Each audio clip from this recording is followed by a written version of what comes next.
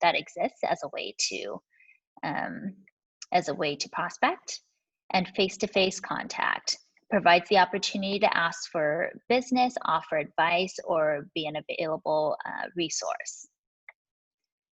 So door knocking also gives you the ability to build a farm, right? Because you're door knocking within a geographical farm, and people will start to remember who you are.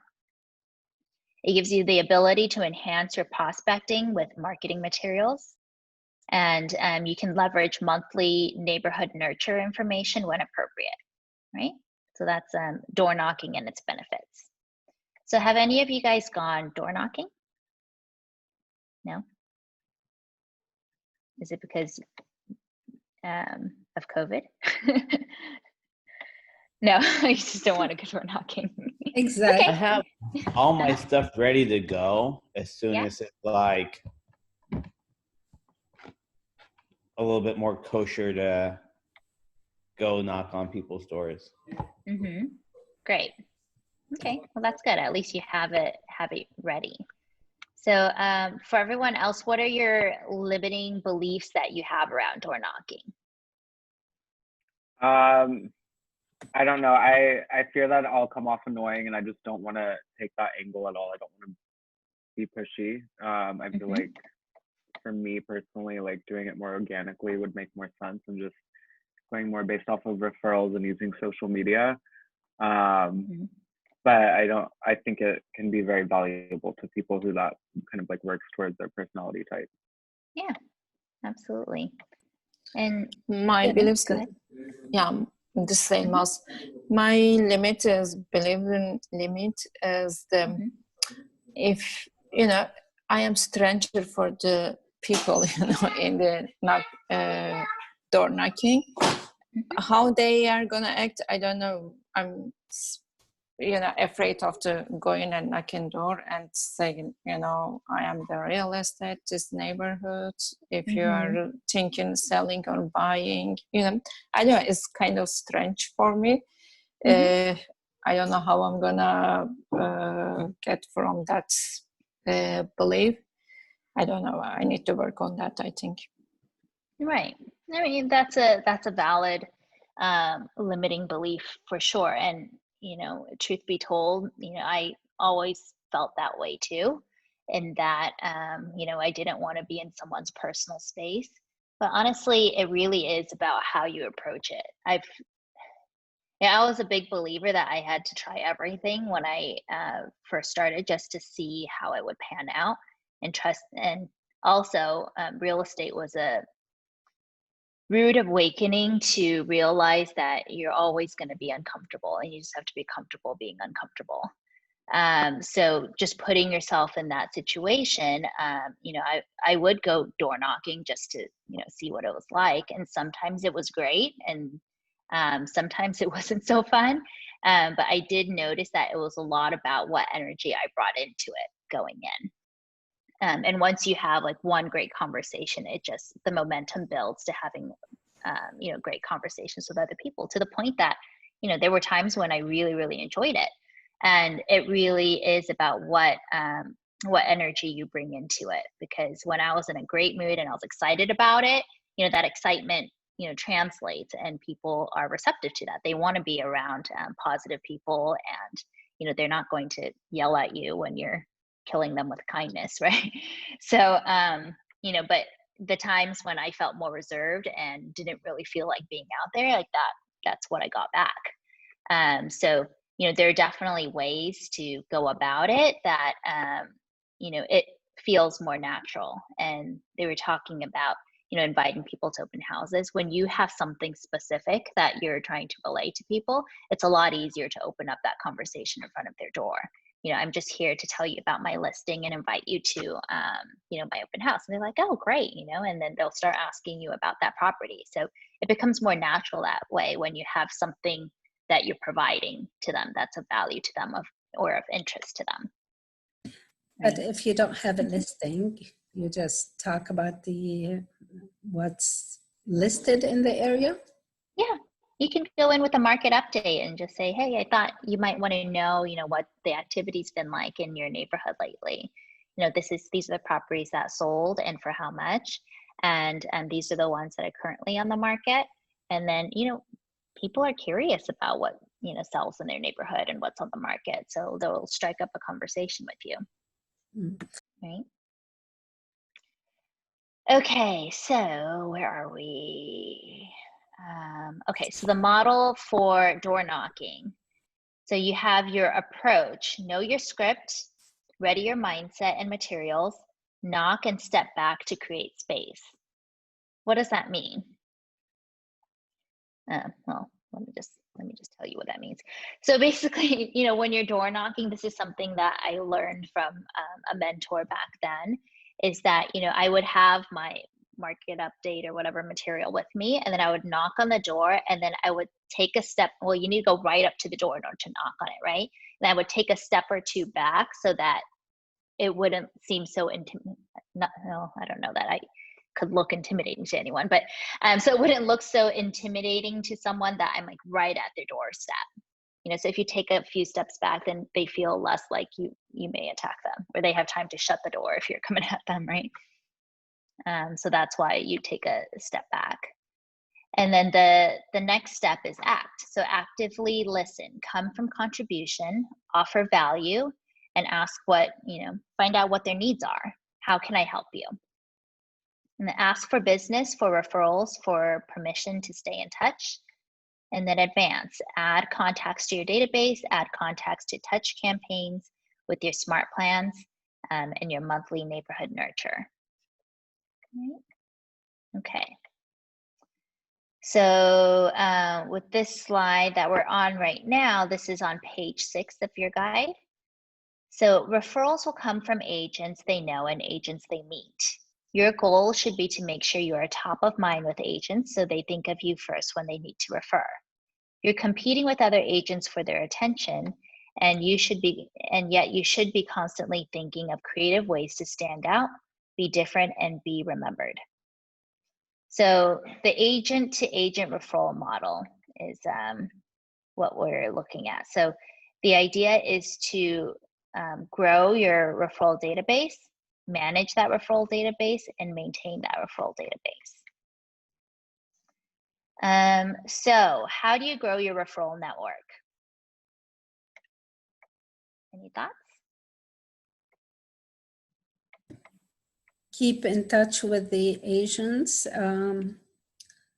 to keep yourself, like available if they need any help in the area, if somebody moving into that area, to coordinate with each other.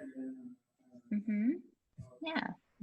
I just stayed in touch with some of my college friends who happen to also be real estate agents in like Denver and like Seattle, so that helps. Good. Absolutely. Out of area agents are wonderful because there are always people coming into LA. So if you have referral partners elsewhere, that's a really good network to have. But even if you don't have them already, you can go on command, and there are ways to build your referral network through there, right? Like start with thinking about where you've lived before and who are those agents there. So Amal, you were saying that you used to live in Chicago, right?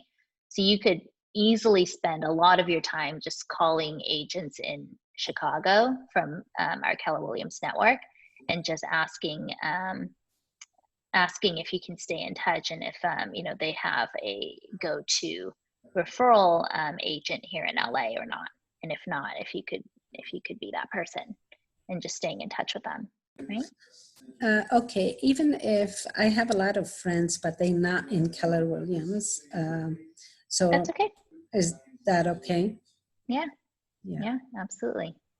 So Okay. start with them, make sure they know that you're doing real estate here in LA, and that's a great way. It's low-hanging fruit to start with them. All right. Thank you. Great. Yeah, you're welcome. So how do you stay top of mind? Any thoughts? keep calling them. Yeah, keep calling them. Make sure they're part of your, if you're on social media, make sure you're connected to them on social media. That's a good passive way to stay connected to people. And, you know, also, you know, just send text messages whenever you're thinking about them. You have a smart plan designed around your agent referral network, right? Okay, so prospecting. So Command makes it simple to not just grow your referral network, but to manage the referrals that you send out or accept. So referrals in Command, how to access referrals, how to add an agent to your network, and how to send a referral. So on the slide, you'll see that in here, like at the top, you'll see My Referrals. You know, on that slide we're looking at, you can see like which referrals that people sent to you and ones that you've sent out to. And then below My Referral Network, those are all the people in your referral network. So you can start searching for people to add to that to grow your network. All right, pending invites. Yeah, okay. All right, so another way to capture an agent's information for your referral network is to scan a QR code. So on your Kelly app, if you don't have that downloaded already, you should download that, because there's a way to you know, pull up your QR code so that someone can scan your QR code and they'll be added to your referral network. Okay. Have you How guys do we done that do before? No. No? Well, let me see.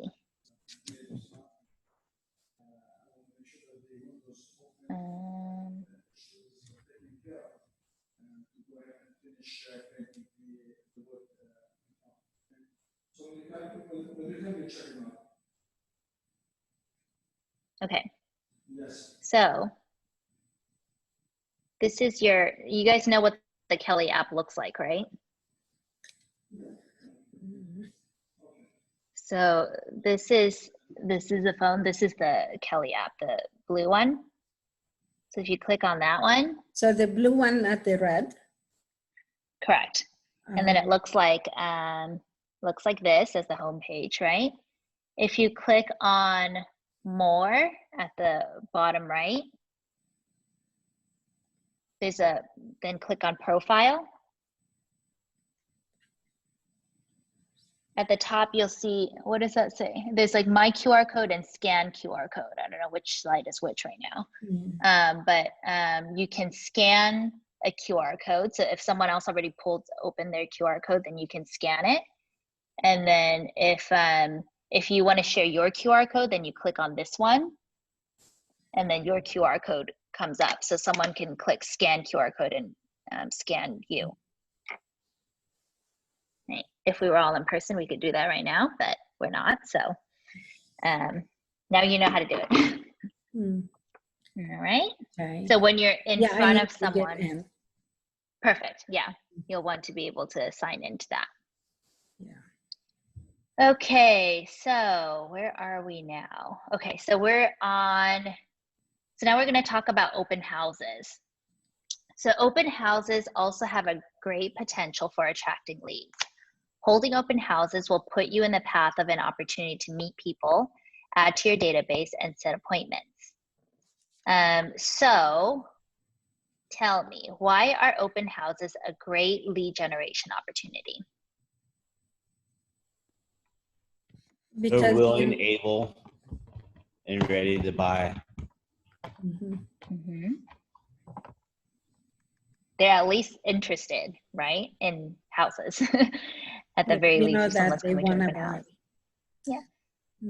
I don't know that we necessarily know that they want to buy, but they definitely are interested in houses if they're walking in.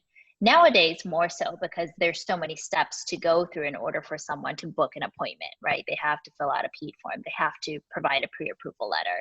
It's kind of basically, helped us sort through the looky-loos. so that we can, schedule our staggered showings within an open house timeframe. But in a normal open house, when people are just coming into the door, just off the street even, at least they're interested in houses to some degree, right? So you have potential leads walking in the door to you, right? Instead of you going out to find people, they're walking in to find you. Okay, so open houses are inexpensive and they have a great return on investment. Agents can also start to build a reputation around their name in specific neighborhoods. So that's a good point. So Eric, since you're building out a farm in the neighborhood where you live in, I assume, then when you're looking for open house opportunities, it's a great, a very intentional way is to choose open houses that will be in your neighborhood. Choose listings that are in your neighborhood, so that you can build up your presence, right? And all of a sudden, those people who you're meeting on your walks will see you in that professional setting at an open house. I've also worked with Rob down in Whittier on one of his, so that's like a little less pressure because it's not in my area. So like I don't know anyone down there, so I can learn without feeling like they're my people. Right. Oh, good. So it's a great training space for you. Got it. That's awesome. Okay, so it's important to take advantage of each phase before, during, and after an open house to promote your services to your database. So consider what marketing materials can be leveraged to enhance the prospecting activities involved in an open house. So the chart on page 7 of your participant guide, if you go to that, how can you leverage promotional materials like flyers, signage, social media to enhance your prospecting?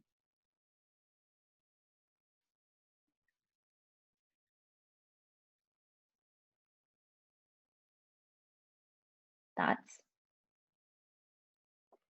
So you're going to show up to an open house, right? There's some things you can control and some things that you can't. Can you control who's going to come in? Can you ensure that anyone's going to come in? No. Great. But there are ways to help influence the outcome, right? So some of that is in promotion. So you can post on social media, let your database know that you'll be at this open house from this time to this time. It's a great way, even if they don't show up, at least people see that you're working within the industry, right?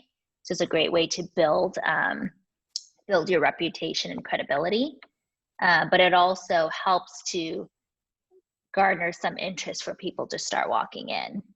You can like print even flyers and knock on doors in the neighborhood and tell them that I have, open house from this time. Yeah, exactly. You can print flyers for that. You can have signage out. Again, we're talking a lot about, what typical open houses are. But for now, even on social media, if you're doing a staggered open house, you can still promote that on your stories, right? Let people know that this is where you're going to be and that it'll be staggered. So if they're interested, to reach out to you for an appointment, right? Good. I had some friends who would just show up to my open houses back in the day when we had real open houses, but they weren't necessarily looking at that point. They just kind of wanted to say hi. But at least it starts to build up that image of you as a realtor in their minds for when they're ready, right? Okay. Because this is a business for the long run, right? It doesn't necessarily mean that you're looking for only now business. You're also thinking about what can be in the pipeline for future business, especially when it comes to your database. So the open house prospecting model can help agents become purposeful with their open houses. So you can become much more purposeful in this way. So it's not just showing up at that open house. You also want to, prepare, make sure you know about the house, make sure you push out the information over to your database and put out signs, all of that to help the outcome, help influence the outcome. So the first step is to prepare. It's about setting up for open house success. So review the first prepare page in your participant guide, page 8.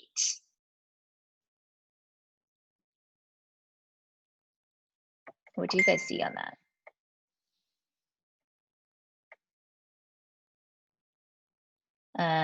And then there's a prep time schedule on that page 8 too. And you'll want to figure out your own schedule. Can someone show me what that looks like on your end? Page 8 and page 9. I don't know if I have the right one pulled up, but like my page numbers have been off from the ones that you're saying. But I'm like finding them like elsewhere in the same PDF. In the packet. Oh, okay. So it looks like your there's a teaching guide. It's a lot. It's a little bit more detailed. Mm-hmm. Oh. Okay. So apparently there's a schedule for you to fill out so that you can prepare your prep, right? So for example, I mean, I can tell you like what we've done before. Like I have a whole process laid out as far as like, okay, Monday, I am deciding which open house I'm going to be hosting. I need to figure it out then because reason being that Tuesday during Broker's Caravan, I want to make sure that I'm going out to that neighborhood to see what other listings are available so that I can speak intelligently about other listings in the neighborhood when I'm at my open house on Sunday, for example, right? And then Wednesday, it's about creating some kind of marketing material to invite people to that open house. Thursday, I would start door knocking to invite neighbors to that open house as well. Make sure that people knew that it was going to be open at that time. And then Friday, kind of the same thing, but also making sure that I visited. So I'm talking about listings that weren't mine, right? So if you're hosting an open house for someone, they want to know that you've at least walked through the property. Well, I don't know. Like I would feel more comfortable if you had walked through the listing before, right? So that I could tell you, what the pitch is, what there is to know about the property, but also for your level of comfort too, so that you know how to answer questions. So by Friday, you'll want to have walked through the property with the agent you're sitting that open house for. And then Saturday, I would post on social media, hey, tomorrow I'm going to be here, right? For this listing is going to be open, come by, say hello, whatever it may be. And then you're also creating all your materials, like your flyers that you're going to be leaving there, any open houses in the area that you should know about. That's a lot of prep on Saturday. And then Sunday by 9 a.m., all my open house signs would be out. So I timed it. It takes about an hour to get 10 open house signs out that early. And I would start at 8 because there were fewer cars on the road. So it's easier to make illegal U-turns and just do whatever you need to do in order to get those open house signs out, right? By 9, there's a lot more cars on the road and then it takes longer. So 8 is a great time. Have them out by 9, and then you have some time to kind of gather yourself before the open house starts at 1 or 2 or whatever time your open house is starting. Right. So that's what it means by a schedule. Like if you have some kind of schedule like that to follow, it makes it much more of an effective open house. Right. And if you're going to be serving refreshments, then you're preparing those beforehand too. Okay. So the second step is prospect, which focuses on promotion and hosting. So review the prospect page in your guide. And let's see, what are some ways that you can qualify your leads in an open house? You can use the space in your participant guide to write down your ideas. Okay, so what questions would you ask at the open house?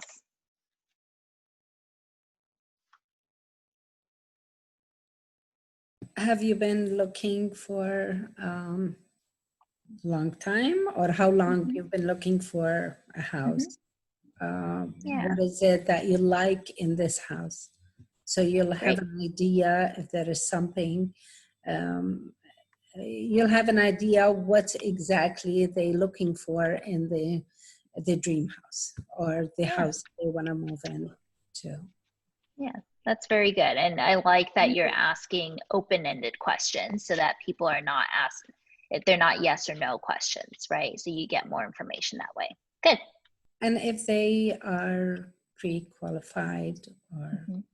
I don't know if nowadays they have to be pre-qualified before you Mhm. go into open house, Yes, right? Is they that do. a They must? do have to be now. Mhm. Okay, so Yeah. that question Well, is, it depends. It depends on what the understanding is with the seller you're representing. There's a whole form that goes with the listing agreement that asks them like what minimum things need to be provided in order for them to come into the property. okay. Mhm. Right. One thing I asked last week when I sat with Rob, we had the same buyers come back with their agent twice. So when the guy came in, I was like, "So do you have a place where you're going to put your TV?" Because he talked about having a big TV, and then so he Mhm. showed me, and I was like, "Well, if you put it on like an angle, like one of those wall mounts that move, you can even watch it in the kitchen." He's like, "Well, I didn't think of that." So just trying to like watch and observe what they do. Mhm. That way you can like get your questions in better. Got it. Good, good. And you're building rapport with them. You're providing something of value, right? Good. All right. So look at the open house model pursue section. The final step in the model is to pursue, which is based on follow-up and conversation.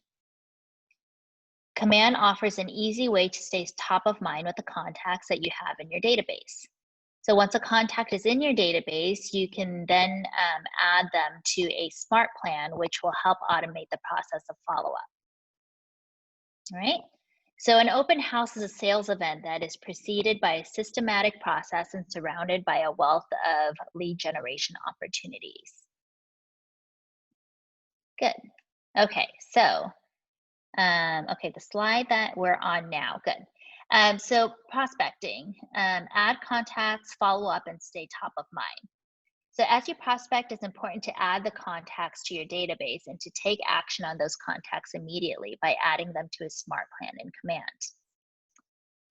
So you'll add a contact, which is what you'll do when you capture a new lead from an open house or any type of meeting situation. So basically, any conversation that you're having with someone, you want to add that contact into your database right away. So it's easy to just have command up so that you can just do it throughout the day. I will say when I don't follow that same advice and I write things down, they never end up in my command because then you just get farther and farther behind in your list of things to do. So it's easiest just to do it right then and there. Before a meeting, make sure that the contact is up in the database already, and then just type your notes within there. It just makes it easier. Okay. Add tags to your contact. So an idea for this is to tag the contact with where you met them. So one tag that you can have is called an open house. You can have one named open house, right? And the contact to the cultivate, add the contact to the cultivate phase of an opportunity. So that you know that this is a relationship that you're going to cultivate. And then add that contact to a smart plan to stay top of mind. So if you're struggling to assign a contact to a smart plan, I recommend that you add the contact to a monthly neighborhood nurture smart plan first. So pairing a monthly neighborhood nurture with a quarterly call smart plan takes your touch plan even further.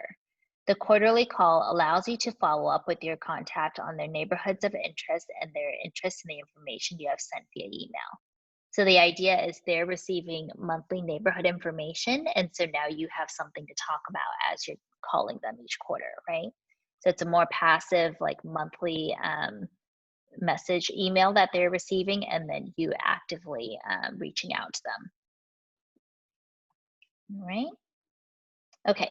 So next slide.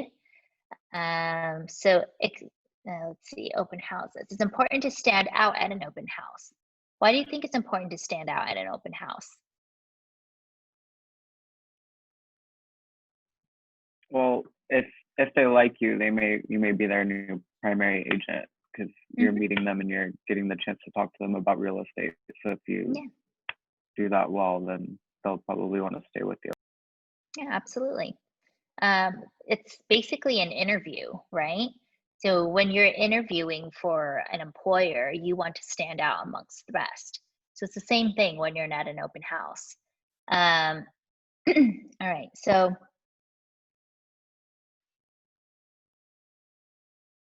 interesting.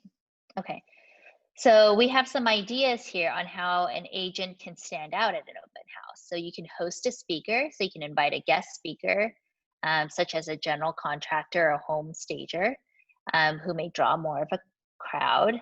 And your potential buyers may also be looking to sell their homes, so a stager can offer tips to spruce up a home for sale. A contractor obviously would be helpful to have there. I've never thought of this actually, but a contractor would be helpful to have there because if you have a house, for example, that needs a lot of updating, or maybe it just has a funky floor plan, that contractor would first of all benefit from this stage to be on, because they can look for potential clients too. But also, you know, you're creating something of value for the people coming by. Now they have someone who can answer their questions much more intelligently than you probably can, or I probably could, about, you know, what you can or can't do, like to open up this kitchen or open up this like living room to kitchen area, whatever it may be, right? Or where to add a bathroom and how much that would cost. Those are very typical conversation or questions that people have coming in. You can also offer a gift or create some kind of interactive game. So you can hold a raffle, such as by raffling off a gift certificate. Plus, with a raffle, buyers will have to share their contact information with you, which you can use then to follow up.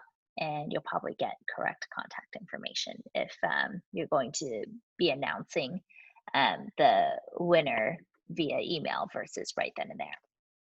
Right. So if there's ever a price change on the house, be sure to notify them too. And now you have their contact info. So you can also do a house scavenger hunt. Give visitors a card with clues and questions to answer as they tour the home. So some example questions are: how many fireplaces does the home have? Which room had an inviting window seat overlooking the backyard terrace? Which rooms featured custom built-in shelving? Not only do you give prospects a reason to pay closer attention as they do a walkthrough, but you also teach them about the home's features, which they may find appealing. Huh, fascinating. Could be fun for kids too. All right, and get the house in showing shape. You'll want the house looking in its best condition, both outside and inside. So instruct your sellers to trim the shrubs, unclutter the rooms, shampoo the rugs, add a fresh coat of paint, check the home smell, you know, try fresh baked cookies for a welcoming scent, or, you know, candles or whatever it may be, and clean absolutely everything, right? So the seller will want to make sure that the home is prepped, and some sellers won't. So then guess who gets to do that? You, because it reflects on your professionalism too, right? There's nothing more embarrassing than a house that just doesn't show or smell inviting. All right, and go live. Engage your social media followers by going live at your open house, and it creates an event. You can create an event on Facebook, and then during the time of the event, tease your audience with a sneak peek of the home. Ask participants to share other ideas. What other ideas do you have regarding making an open house stand out?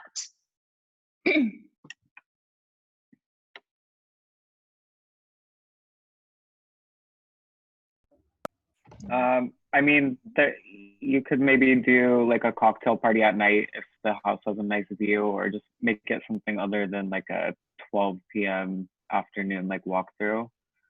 I think that can make it interesting. You can bring like a little twilight. Has like architect, you know what I'm trying to say. It's like, it's the architects there and there's kind of like a stunning home, then that helps. Oh, you mean architectural details? Yeah. Like Yeah. for some people have a thing for like starchitects. So like Frank Lloyd Wright, like you can't bring him, but you know, like people like that. Oh, like having a guest there. Okay, got it. Yeah, absolutely. All right, there are different ideas. Good. And social media. Hold on, I need to get some water. I'm dying here.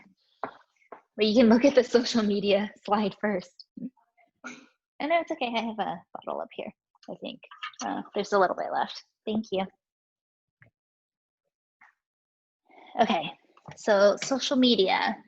So social media prospecting has become an important lead generation strategy in many real estate businesses, and for good reason. When used correctly, social media allows you to instantaneously connect with potential clients and begin to build relationships that will result in more business. So especially nowadays, you know, throughout your lifetime, think about how long you've had your social media accounts, right? If you've had it for a long time, you have a lot more people who you're friends with on social media than possibly you have phone numbers for. So it's a great way for people to be able to reach out to you too if they don't have your phone number or your email address somehow, right? So I tend to find that a lot of people, like from my past, will message me on Facebook Messenger when they're suddenly interested in real estate. Because they don't necessarily know that my phone number has stayed the same, or maybe they just never had it to begin with. So social media is a great platform to just basically showcase whatever it is you're already doing, right? So it shows people that you're in business, you know what you're talking about, and other people are working with you, so it builds credibility too. So social media allows you as the user to create content and to share content with an audience. The audience is made up of people you know, or sometimes is shared with people they may not personally know. Okay, so people maybe you met at some point, but you don't even remember. Like that person is now getting the information in your feed as well, right? So the different social media channels that are supported by command are Facebook, Instagram, and Twitter. So the social media prospecting model, it requires some strategy. So select a social media strategy. You will need to consider the social media platforms you want to post on, a schedule for posts, your branding, creating a social media presence for your business by creating a business page, creating a posting schedule, and creating drafts of the posts you want to schedule.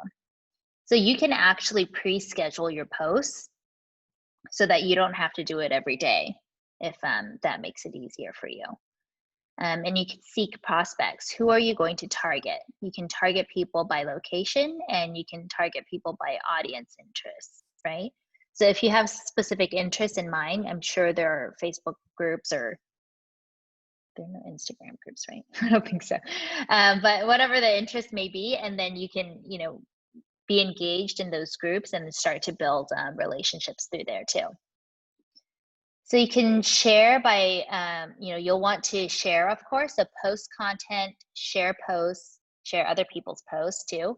Monitor post performance. You can monitor the status of a campaign from command if your post is made through command, and you can schedule posts too. So command allows posts to be created and shared ahead of time. I won't pretend to know any of this because I haven't used command to post unless we had like a Facebook ad or something that we created. But supposedly you can. So that will help you monitor as well. And then you'll also want to service. You'll also want to service your social media account. So communicate with people who interact with your posts. So you know, if they're responding to something, you should want to interact and respond back. So you need to take the time to do that. Add new contacts to smart plans to follow up. Respond to inquiries in a timely manner. acknowledge reactions, send private follow-up messages. Like if someone, asks a question, like you can also bring it into a private message, right? Let's see, engage with active connections, return the like. So if people are liking your posts, you should like their posts. These are all really good reminders for me. Ask for business, who do you know? And nurture and convert. Make sure you follow up with people in these platforms too. And what's really great about social media is you can often see who is active right now on the platform. So on Facebook Messenger, for example, you can see who's on there right now, and you can engage in conversations on there too. So it's a great way to just get in conversation with people. Okay, so social media, 20% business, 80% personal. So this is a great ratio to maintain, and just so that people don't get tired of seeing everything about business, because they'll start to tune you out, right? So explain, you just want to make sure that you're using your social media strategically, and consider what you want to include in your posts. Think about who your audience is, what kind of messages you're putting out there, because you're creating a brand with the messages that you're putting out there, right? So I think it kind of develops organically too, but also just make sure you're mindful about what you're putting out there. Okay, so later in the session, you'll want to start to dig into social media through a mastermind. You'll start the thinking process of what types of posts you want to create on social media. And it'll be hard to find success unless you're willing to engage in your audiences by asking questions and addressing lifestyle as opposed to just business. I'm sorry, it's already 12:30, so let me just make sure when's my next thing so that I don't go over time. Okay, I have a 1 o'clock. Okay, and explain, let's see. So applying the 80-20 rule will avoid lead generation burnout and keep you connected with your followers. This means your post should be 80% personal and 20% business.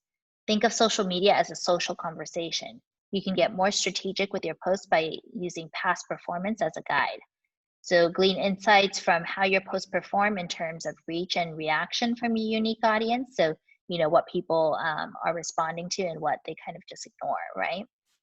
And you can view your campaign performance metrics through command as well.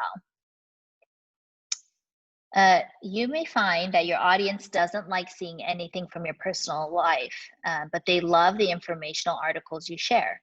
Or maybe they only want to see the listings and don't engage with any of your event postings. Use this information to keep your following engaged and growing. So what are some best practices for the 80-20 rule? 80% personal. Show the world who you are. Social is a great sales and marketing tool, but balance your business posts with some that show off your personality, values, and aspects of your daily life, right? People like to work with people who they like and who are similar to them. So you do want to put some of your, personality out there too, so that, people can relate to you, right? And 20% business. Keep your content relevant, consumable, and appealing. Make sure to keep your content relevant. So you want to create a photo album for every new listing you add, mark each milestone of your career and for your clients, including celebrating each buy and sell on their behalf. Talk about positive experiences you've had with clients and other agents. Give nods to collaborations in your market center. And share resources and articles that you think will help or provide value to your clients. Oh my God, are we nowhere near the end? We just finished. How can that be? Did they design this for an hour? Hold on, let me just see what else is here. Everyone always goes over except for Tracy. Tracy Bates? Yeah, she's strictly on time, but everyone else normally goes to like 1 o'clock.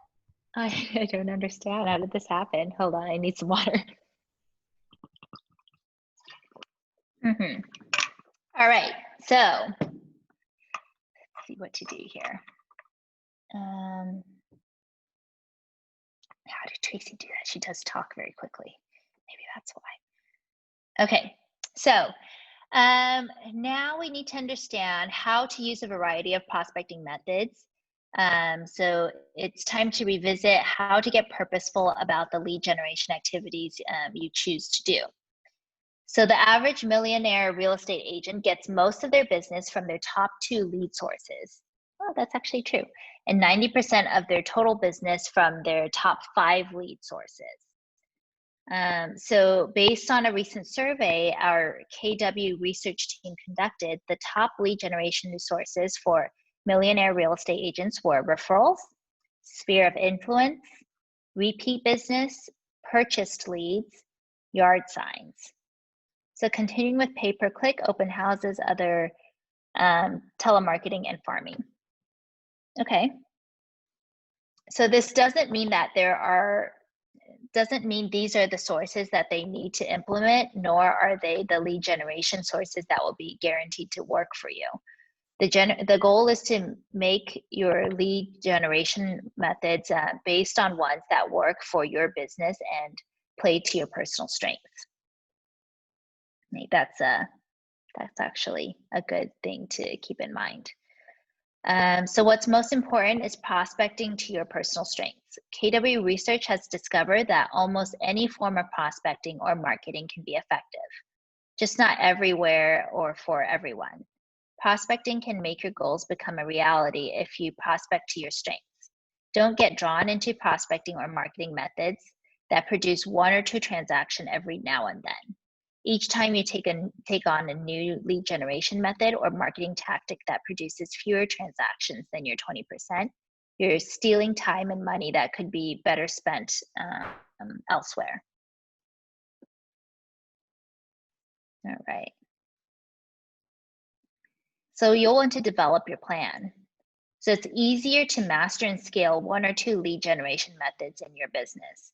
This is your opportunity to identify what is working from your database, focus your lead generation path, and master these top sources.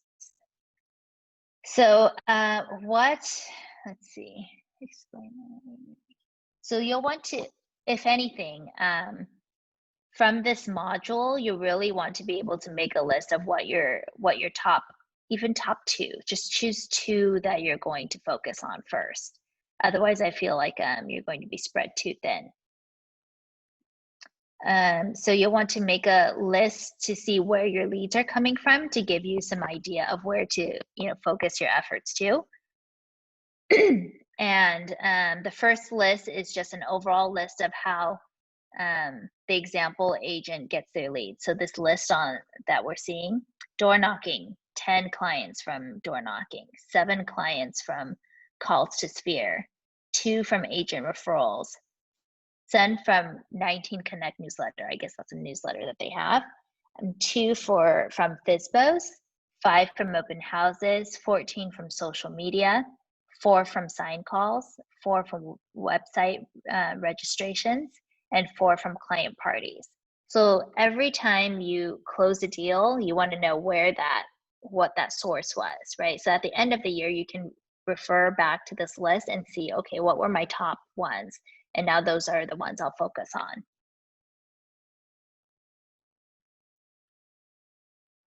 It's actually a really good, so my coach makes me do that every year too, just to see where the business is actually coming from, so that you can be more intentional about where you're spending your time. So for this example, then you start prioritizing, put them in order of where most of the leads came from. So this agent had 14 come from social media, right? And then 10 from door knocking, 7 from calls to Sphere. So that they were then able, after putting that in order, then created a focus list. So focus on social media, door knocking, calls to Sphere, 19 Connect newsletter, and open houses. So now they know, okay, these are the 5 places that I get most of my business. I can focus my attention on those. Right? Okay. So there's no one size fits all approach. You just need to evaluate what works best for you, your market, and your personality or strengths. So you want to develop a prospecting plan, right? So apparently on page 14, which is probably not page 14, but somewhere around there, you can create your prospecting plan. So if you have business to draw from, start creating your list of where those clients, where those deals came from, and then go through the same exercise that we talked about. And then from there, select which two, I would say, which two you're going to focus your attention on. Does anyone have it top of mind, like what those prospecting methods will be for you based on what you've closed so far or what you know to be your strengths?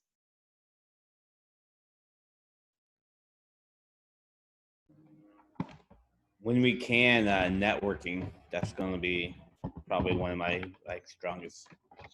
Mm-hmm. So tell me about that. Why do you say networking?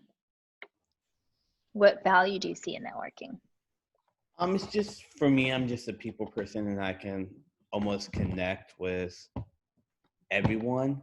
Mm-hmm. Almost. It's I guess it's one of the values of working at the bars. You have to have different conversations with different type of people throughout the whole night. Right.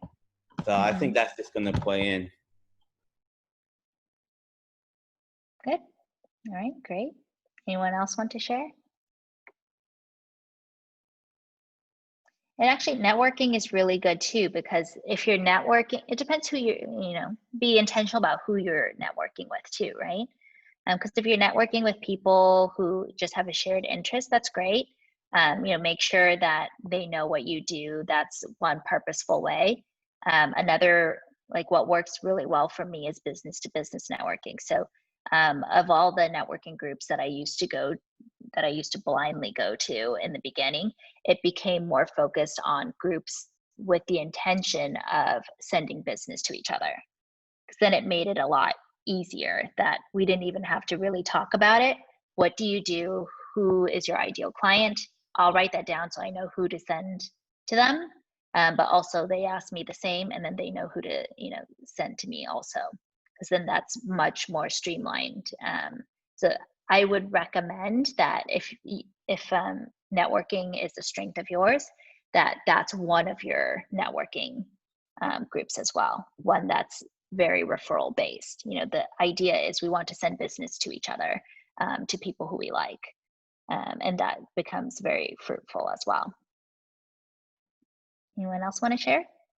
So what's the best networking if somebody don't have, like you in the area, want to know, and I'm not active in social media. So what do you think is the best networking? It depends. It depends on, who are your natural people who you're around anyway. If they're people from Chicago who you want to hang out with, who are transplants here in LA now, maybe that's something that you have common ground and it's easy to network with people from that group. I know some people join like mommy groups or like book clubs, whatever it may be. Like those are interests where you already share something in common. So some level of common ground, like my business to business, like all of them own a business of some sort and are looking for business. So that's that shared common ground. But also mine happens to be specific to where I went to college. So it makes sense that, everyone there is affiliated with my alma mater. So that's the common ground too. And then it gets easier to send business to each other. So it just depends, just some kind of I was shared hoping interest. to do door knocking, but COVID came and we stuck at home. So yeah, I didn't prospect that way. That's okay. Like think of something else, even if it's there's got to be something that makes sense from your background, that it makes sense to gravitate towards that group and network with them, right? Tiffany, I got a question for you. Sure. What do you think about like HPOZ, like committees and groups? You think that's good? If you have an interest in that. or Right. if you want to develop an interest in that, right? Do you think there would be more real estate agents in that group, or like? Probably, but you know, there are going to be real estate agents no matter where you go. So I think like go to a group, join some kind of committee or a group that you're actually interested in, right? If you don't care about historical homes, then it's probably going to be draining to you too. You know, you'll want to find something that makes sense. You know, I've tried neighborhood councils and it's just a bunch of people complaining about everything. I couldn't handle it, you know, so like I stopped going. It was very draining to me. So, you know, you just have to try things and see if you have an interest in that.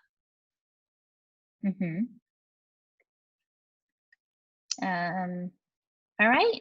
I think that's pretty much it. Are there any ahas that you guys want to share or any other questions that you have?